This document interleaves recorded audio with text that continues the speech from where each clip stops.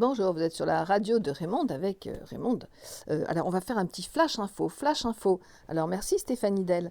Merci pour m'avoir mis. Je ne savais pas que j'étais en avant. C'est vrai que quand on fait une émission comme Cyril Hanouna, après, on est dans les collimateurs.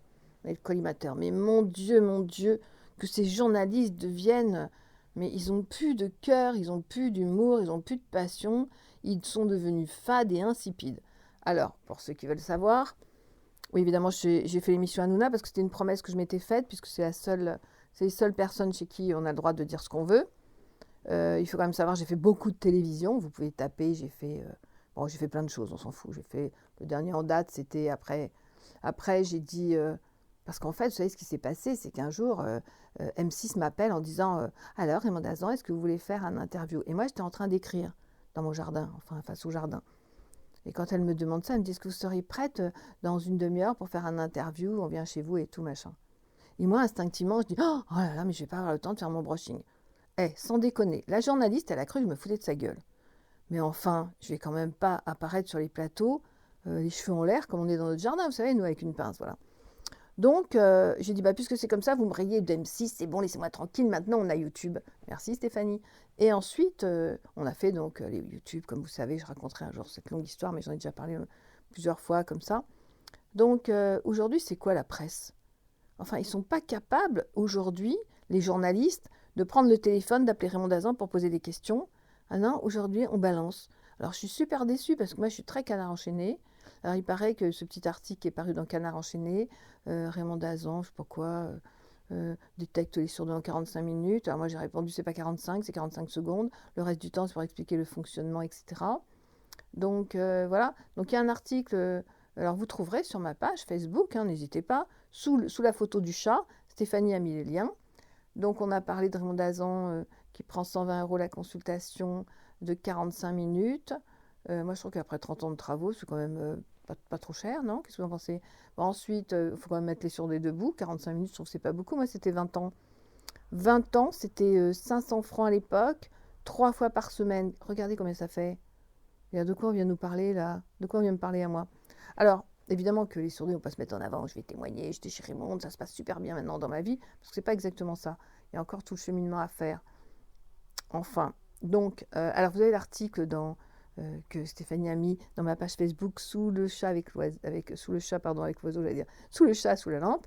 Voilà, vous pouvez aller voir. Et il y a un autre article. Alors, une journaliste d'RTL, franchement, elle ne savait même pas de quoi elle parlait. Je ne sais pas ce qu'elle a foutu. Elle a dû répéter un post de la bande à Jeanne et qui disait Azan, elle prend 120 € pour 45 minutes. Mais je ne sais pas, moi, voilà. Donc, mais maintenant, vous savez que je prends 120 € pour 45 minutes pour détecter un surdoué. En réalité, je ne fais pas que le détecter. Hein. Moi, il me faut 45 secondes pour détecter un surdoué. Mais après, j'explique comment ça fonctionne. On voit, parce que je suis quand même psychanalyste. Ah oui, ils n'ont même pas dit que j'étais psychanalyste.